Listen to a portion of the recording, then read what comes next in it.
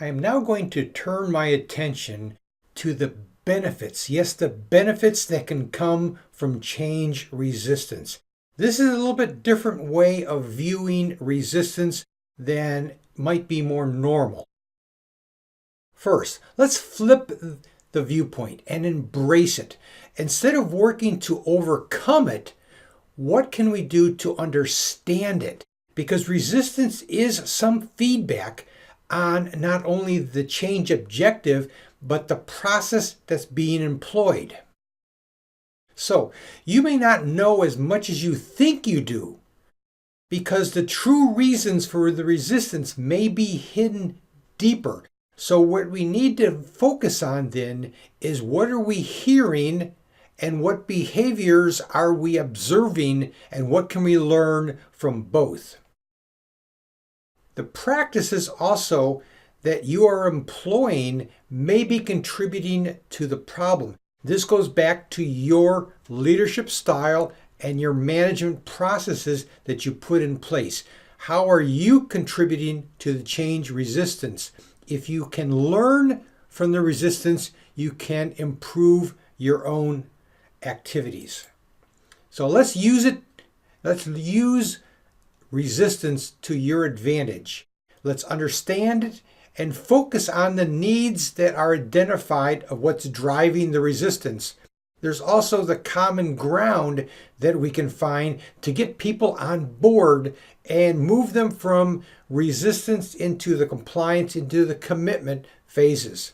We also must respect resistors and not further alienate them from the change position we need them to occupy. Also, don't take resistance personally. It's often not personal, and in many cases, they may be acting in what they see as the best interest of the organization and see the change from a different point of view than you do. So, benefiting from resistance. First, let's clarify the problems that are really understanding the change objective. Are you overlooking something, and are they trying to provide alternatives to the objective that would really be just as good? Again, what can you alter around the edges that will accomplish what you're really trying to solve without really deviating unnecessarily? Also, let's identify the problems with the change process. You put together the change process with a small team, most likely. Do you have flawed communication strategy? Is your message on target? Is your message aligned with other messages that people in the organization are hearing? And are you using all mediums that are available to you?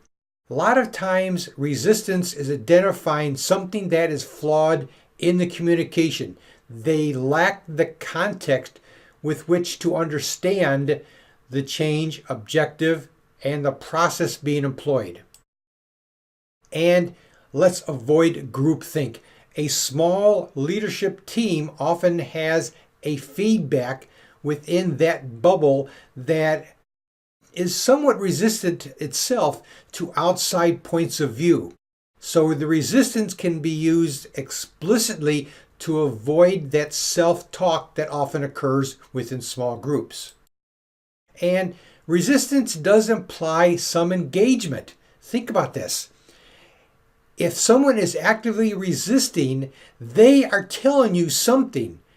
The worst case is the passive resistance that you don't know about until the sabotage and damage has been done.